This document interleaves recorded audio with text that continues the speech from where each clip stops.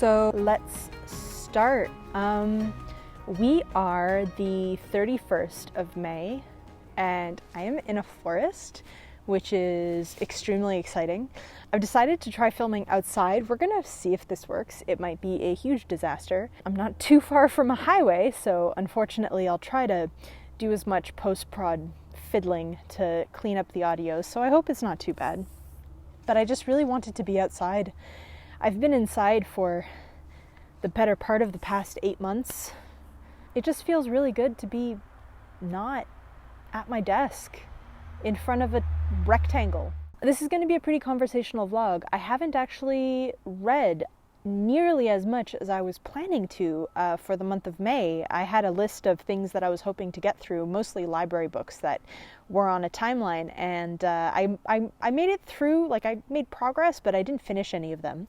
However, there are 2 books that I did finish, 2 fiction books. I finally finished Mort by Terry Pratchett. I'm just going to quickly zoom over my experiences with Mort. I did not love Mort. It read really easily. The writing was fine. The characters were okay, I guess. I didn't love the story, which was kind of surprising to me because death is kind of one of the highlights of the Discworld universe, and I don't know what to say. I think it's really, really hard to approach such a beloved author in my 30s, because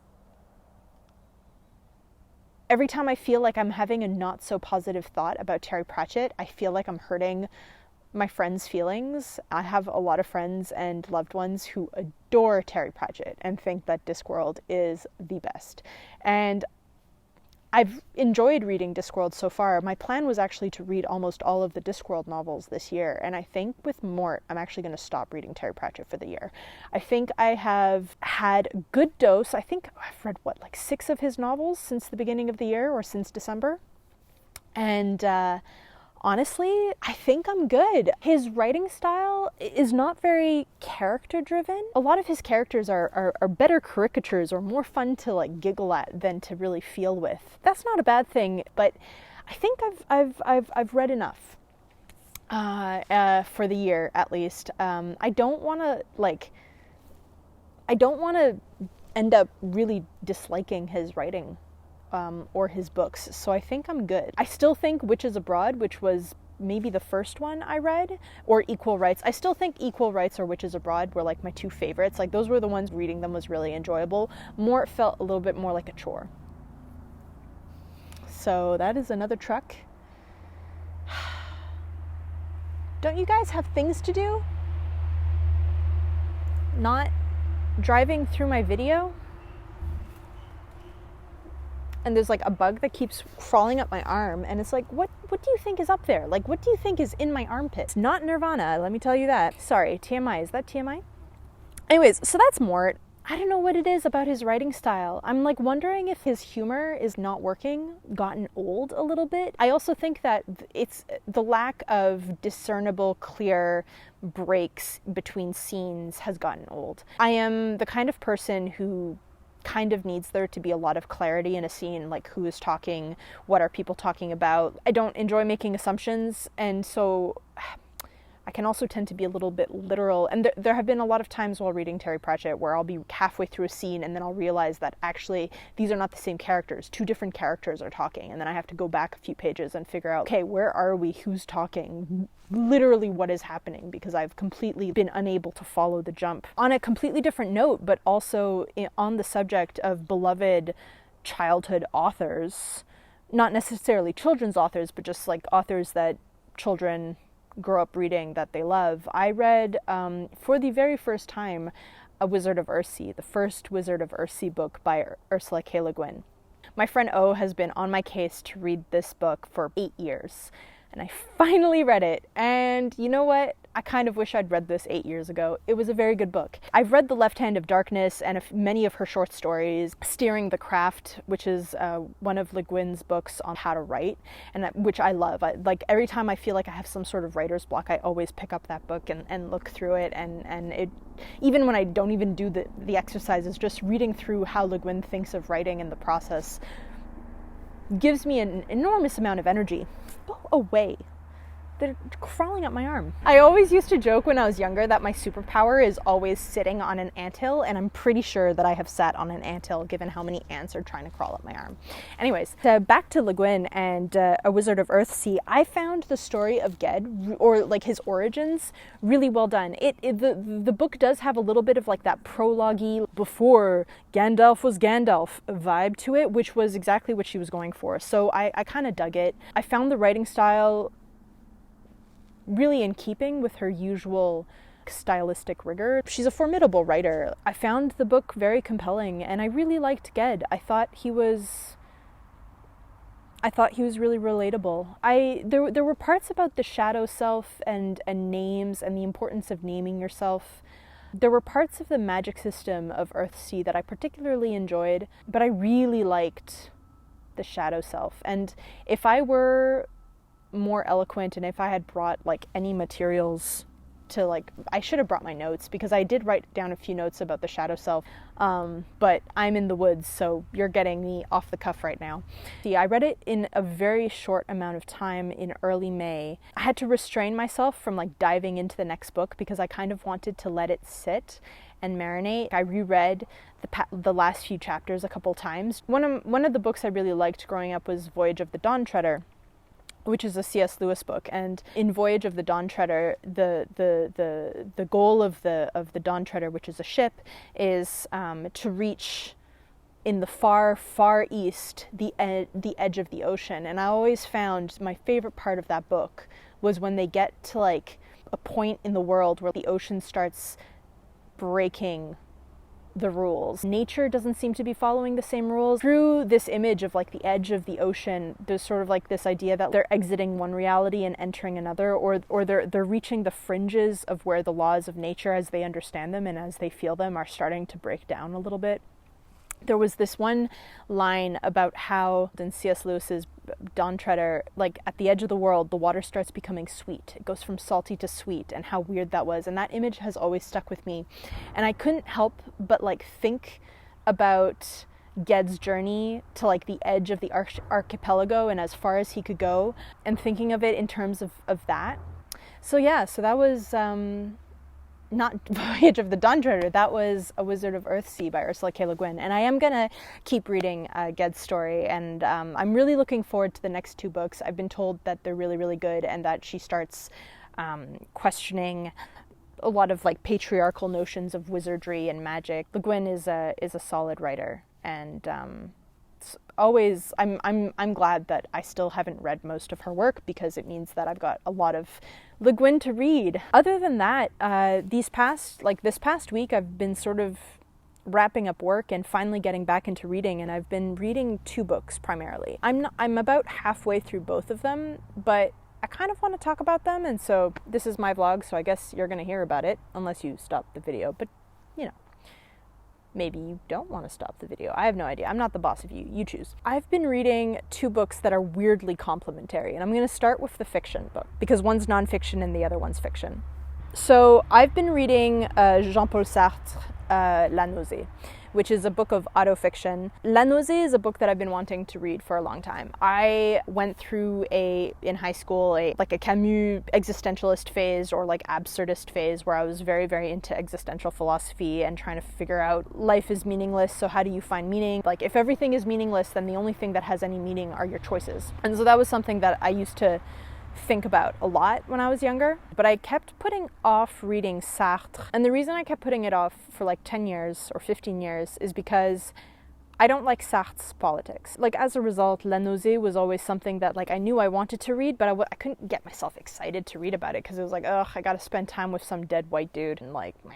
But at the same time, there was something about La Nausée, every time I read the synopsis, or every time I read another writer who was responding to La Nausée, it's a book that I was like, I kind of want to know what they're talking about. This is something that I kind of need to have under my belt. Finally, this past week, I got a copy from the library on my ebook, and I have been reading it. It is a slow read. Not because it's poorly written. I actually like his writing style, despite my best intentions. I find his writing style hauntingly familiar and relatable.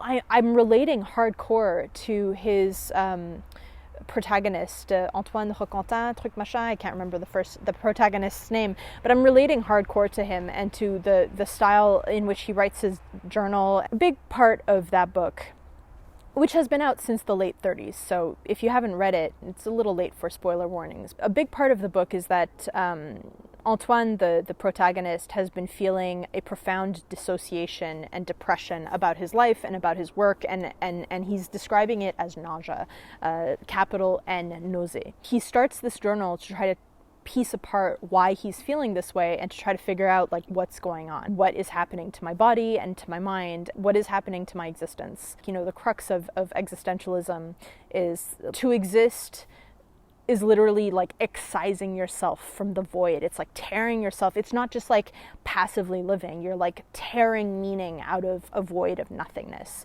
This main character is desperately trying to ascribe meaning or understand these experiences he's going through.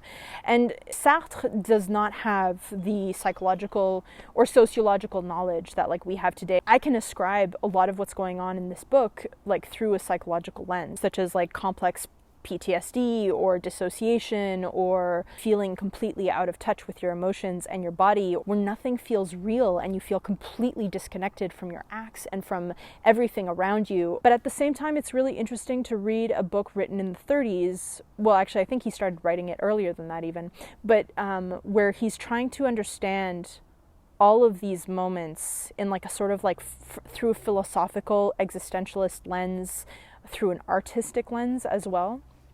And so the book is, despite my best intentions, I am really enjoying the book, but the book is kind of hard to read because it's also bringing to mind my own experiences with depersonalization and dysphoria. So that's Jean-Paul Sartre's La Nausée. I'm probably going to finish it in the next couple weeks. I'm taking my time with it. I'm glad I'm finally reading it. I don't necessarily recommend it. I'm also grateful in a way that I've waited this long, because I feel like today I am a lot more capable at not only sort of like discerning all of the layers of what's going on to Sartre or to his protagonists through the writing, but I'm also able to like notice when the politics of the novel are not great. There's a lot of stuff that is very interesting to me as a reader today in 2021, but there's also a lot of stuff that I'm happy to leave in 1938. That's my experience with Jean-Paul Sartre. Weirdly enough, this next book that I'm going to talk about is another book that I'm halfway through, except this one I'm devouring. I'm reading it super quickly. This is a book that my partner recommended to me. And I am forgetting Sabine's last name, Hossenfelder or something like that. I'll put the name in the doobly-doo or in text right below me right now. But I'm reading a book called Lost in Math. And this is a book about theoretical physics. And it's nonfiction. And it is kind of tracing Sabine, the author's own discontentment and academic frustration with her field. So it's part the reckoning of like a sort of post-burnout existentialist crisis that this theoretical physicist is having with her field. But there's also a really interesting scientific and philosophical argument happening in the book about why theoretical physics hasn't made a good enough leap in the last 25 years. Considering we have CERN, we have the Large Hadron Collider, which is the same thing, and like considering all of the different theories and ways of understanding the world, we still haven't been able to find a standard model of everything in either cosmology or particle physics. And so I am really loving this book. This is a really, really good book. It's very well written. The tone is snarky, but also very intelligent. She's deconstructing a lot of the foundations and assumptions that underlie the field and that underlie a ton of popular scientific writing. And so if you're a fan of Brian Greene, I think that's his name, Darius Green, something Green. If you're a fan of Michio Kaku, if you've read a lot of Carl Sagan, or if you've read like any sort of like popular science in the past, I'd say 20 years, I think you should give this book a read, even if you're not, let's say, down with the math behind quantum mechanics. While there is quite a bit of abstract math and visualization of math in this book, it's not so math heavy that someone who's completely disconnected from what theoretical physics is doing wouldn't kind of still be able to follow what's going on. Of course, if you have like no interest in theoretical physics, this is maybe not the book for you, but I find this book really interesting. And it's like, it's really, like when I was 11 years old, I stole a book from my dad called Visions by Michio Kaku. And I read it, I think, in like 3 hours. I was completely riveted. I was 11 years old, so I didn't understand anything that the book was about. But Michio Kaku had this like fascinating vision of like what science and technology, how it was going to revolutionize the next century, and I just thought it was so amazing. And then eventually later I ended up looking into more of Michio Kaku's writing, reading about supersymmetry and reading about string theory and quantum field mechanics. And then later when I was in university studying electrical engineering, I was really fascinated by trying to discern what was going on in the relationships and the forces that were happening between particles and all of that stuff that's smaller than stuff. I was always really attracted by this idea that you could have this underlying force or equation that dictated the behavior of the smallest things that you could imagine, and that would maybe echo and have some sort of meaning here in this forest or in the cosmos above us. I remember when I was younger, all of like physics felt like this arcane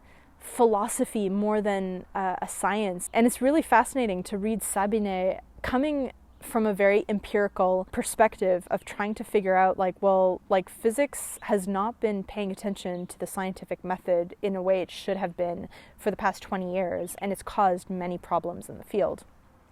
And I find it really interesting. She makes an argument that makes me wonder if in 500 years, the way we look at, or 300 years, the way we look at Newton today, he was brilliant. He figured out like the Newtonian constant, and he figured out that one of the most basic equations for if you drop an apple, how fast is it going to fall? Newton was an incredible mathematician. However, he was also totally obsessed by the philosopher's stone and thought alchemy was real. And he totally believed that there was a way of unlocking the power to like transforming any matter into gold or unlocking long life or eternal life even.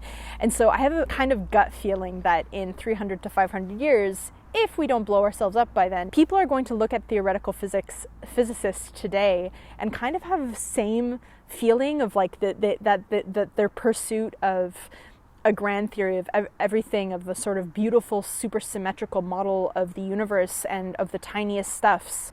It's going to have that same sort of like arcane, occult feel to it. I've been reading La Nausée and Lost in Math sort of back to back and at the same time, and they've been playing off each other a lot in my mind in a really interesting way. In a lot of ways, theoretical physicists are trying to figure out, they're trying to ascribe meaning to the meaningless, right? They're trying to figure out the one equation, the one beautiful, simple, elegant equation that will explain everything, that will tie the cosmos and the smallest thing together and present this like beautiful grand unified theory of like how everything works. And that's what like physicists are trying to do, right? They're trying to stare into the face of God and answer the question of like, why are we here? Like, why do we exist? Why does anything exist?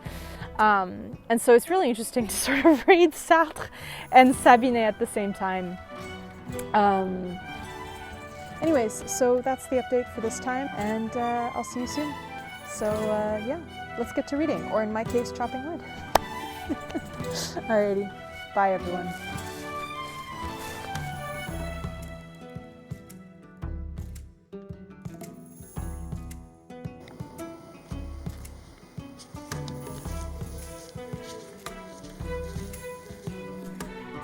Testing. So I have recalibrated this camera like 3 times to account for the various changes in lighting. We're just gonna start filming because I'm starting to lose patience.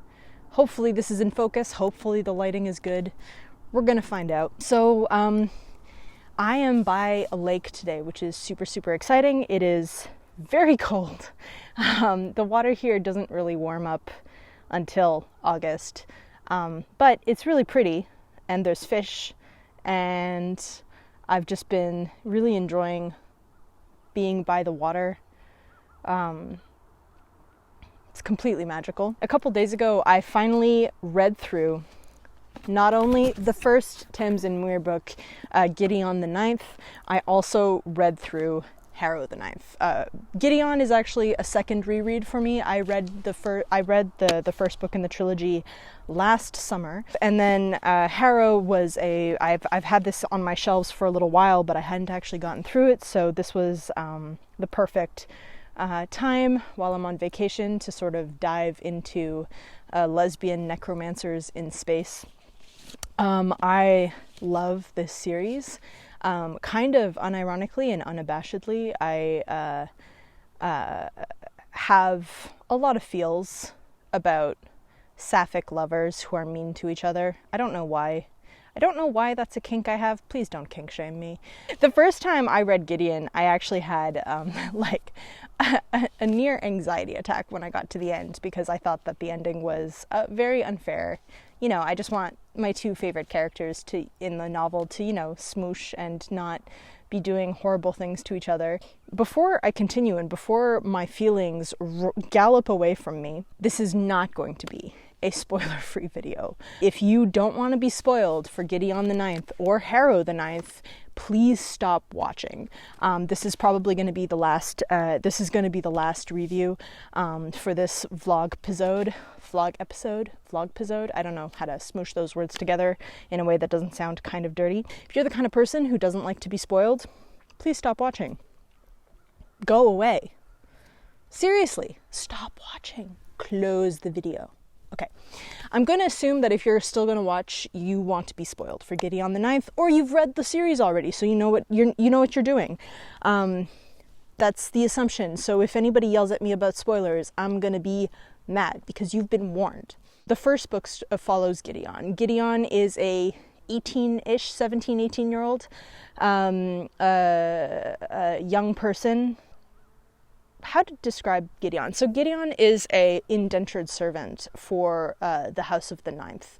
The House of the Ninth House is a planet whose inhabitants have one job, and that one job is to guard a tomb that their everlasting emperor god has entombed his greatest enemy, a sort of Satan-like character, in that tomb, and the sole function of the House of the Ninth is to guard that tomb and make sure that it never opens and that the creature inside never wakes up, essentially. Gideon Nav being the last name, is not a native inhabitant of the House of the Ninth. Her past is pretty mysterious. She kind of showed up as an infant alongside her mother, who died almost immediately. Her mother's last words were Gideon, which is the name that eventually was given to Gideon Nav. Essentially, Gideon has basically lived her life knowing that she's going to grow up and die for this colony, for this ninth house. This wouldn't be so bad if it wasn't for the fact that living on the ninth planet is kind of really depressing and everyone is really mean to her. There are a few reasons for this, but the primary reason is that the leader of the ninth house, a young girl actually called Harrow, likes to torment and likes to bully Gideon. There's a lot of reasons for this, but primarily it's just that Gideon is probably the only real recipient who can kind of take that bullying. And they have an extremely antagonistic relationship.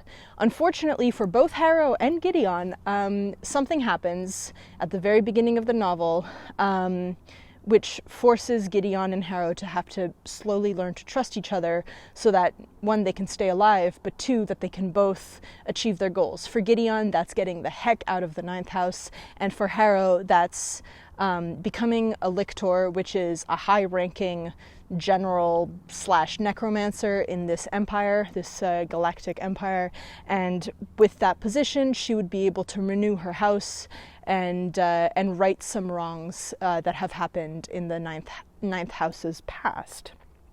All right, so that's the first book. Yes, it is a romance.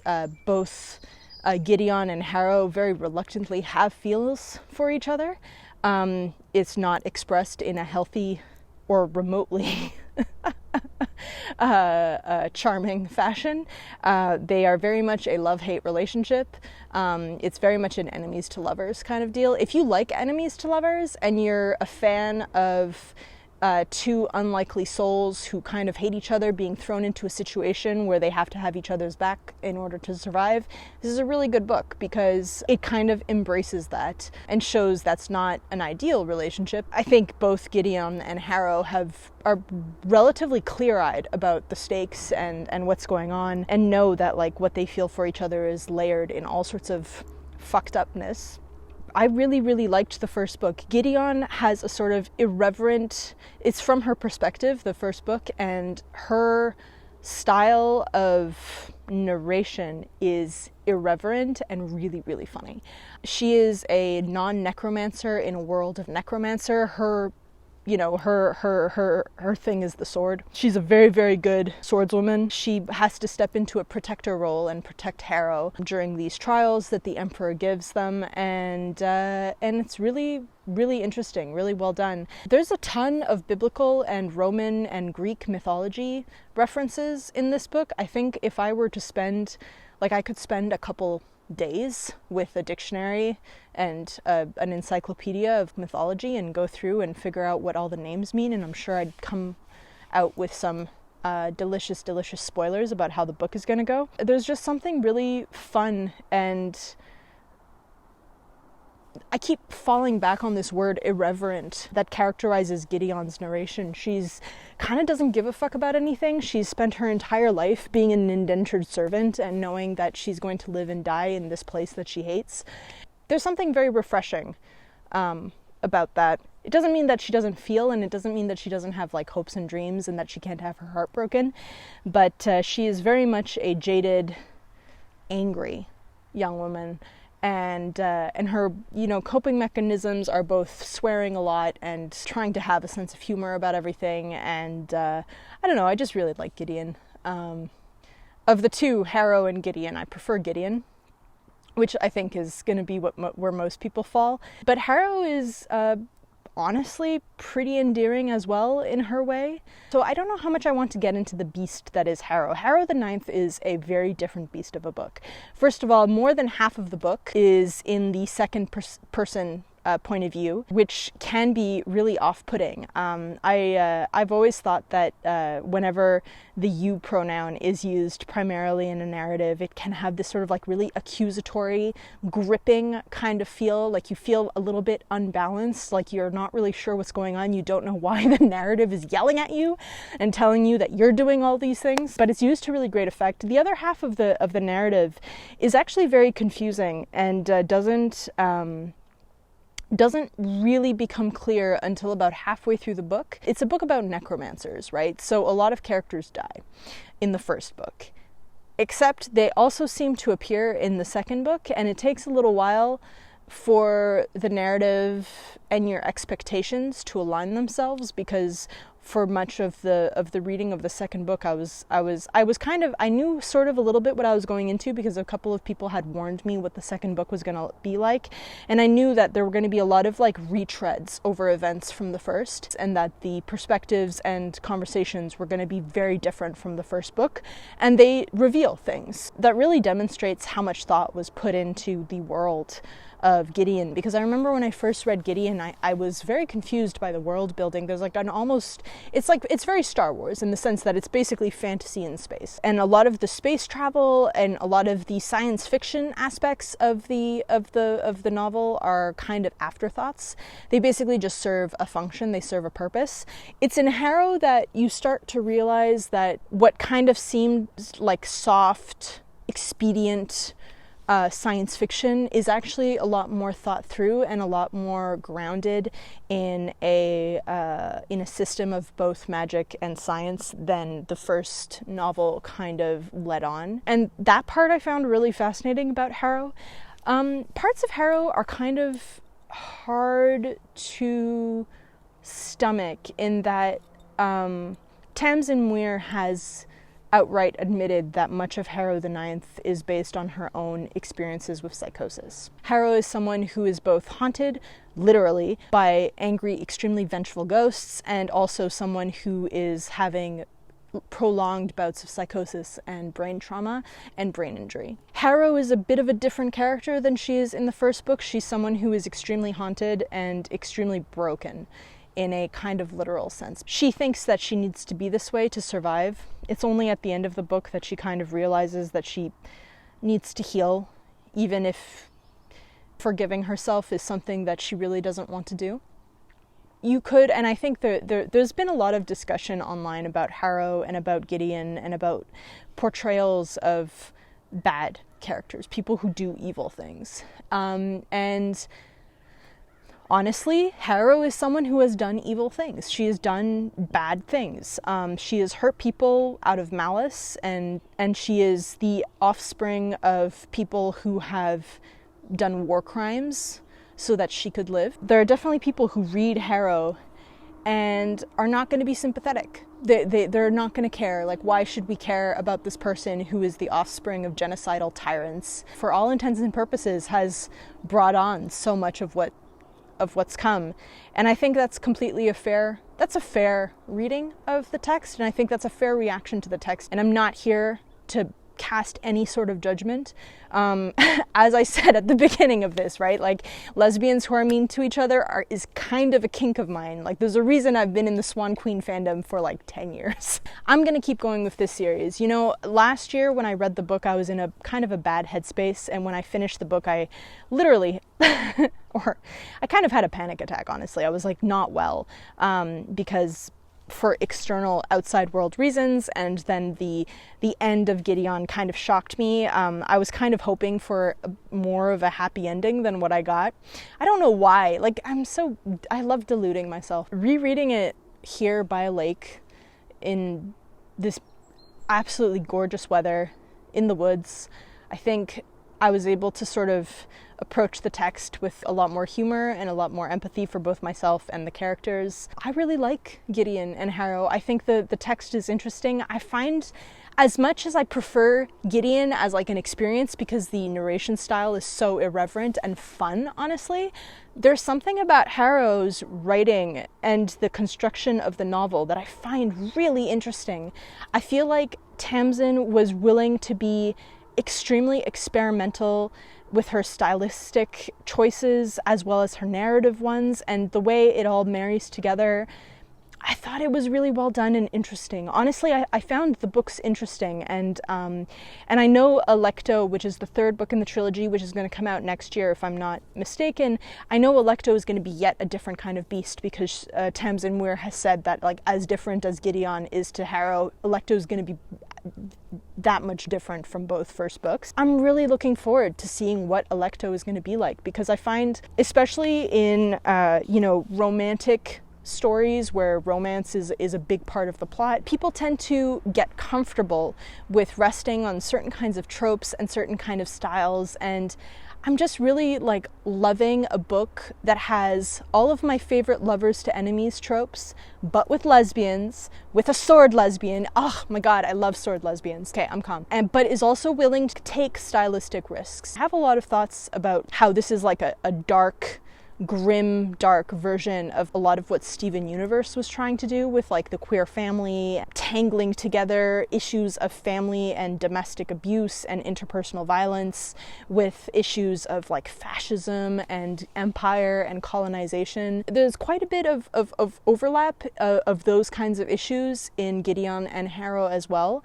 I think Harrow and Gideon do a much better job of demonstrating why empire is bad. I feel like in Harrow you come to terms with the fact that like the world order that these characters live in is truly horrific. The dead and dying and decay is literally like the life force of this empire. Like, the empire is literally feasting and gorging itself on the death of planets and on the death of people in order to power interplanetary space and colonization and like the force of this empire. And I find that you can make such amazing parallels between that and our reliance on oil in this world. So there's like a lot of meat philosophically and from a literary perspective in these books, and I find it fascinating. I might work on a blog post actually diving into it. I keep saying I'm working on blog posts, but then I get lazy. If you want to see this happen, nag me, please. I'm gonna wrap up my thoughts here because otherwise it's gonna be 30 minutes of Gideon rambles, and I'm not sure anybody has time for that. If you've been on the lookout for a complicated, fun, which I know those two things don't sound like they'd go together, but they do. I really recommend Gideon. And then if you want to torture yourself some more, Harrow is delicious. So yeah, those are the two books that I've read most recently. I really like Gideon. I'm like kind of hot for Gideon. I hope that that's not TMI or weird. If anybody wants to send me Gideon fan art or Gideon fan fiction, please do. I want to read your fan fiction. I've never done this before, but if you have fan fiction of these characters, send them my way, please. All right. Okay, I'm done. Yeah, I hope that wherever you are, you have a beautiful day. I hope that your reading's been going okay. I know for a lot of people, life and work have been really difficult. I'm getting to the end of my vacation and I really don't want it to end, but I've been able to take some days just for like reading, and it's been fucking amazing. Just so good. I'm really just full of gratitude, and stop it. Ugh, this fly wants my flesh, and no, you cannot get at my flesh, fly. All right, well, that's that. What was I saying? Oh, I should probably plug in my Patreon, eh? This vlog is supported by Patreon and by my patrons, and you are all amazing. If you are watching this and you are already a supporter, thank you. You guys give me life. Literally, you fill me with so much joy that you trust me with your money. Please give me your money. If you'd like to support this channel, do consider subscribing, supporting me on Patreon. I'm just happy to have you along for the ride. So yeah, let's get to reading, and I hope you're doing all right. And today's gonna be beautiful. Fuck, this weather is unreal. All right, I'm done. Alrighty, bye.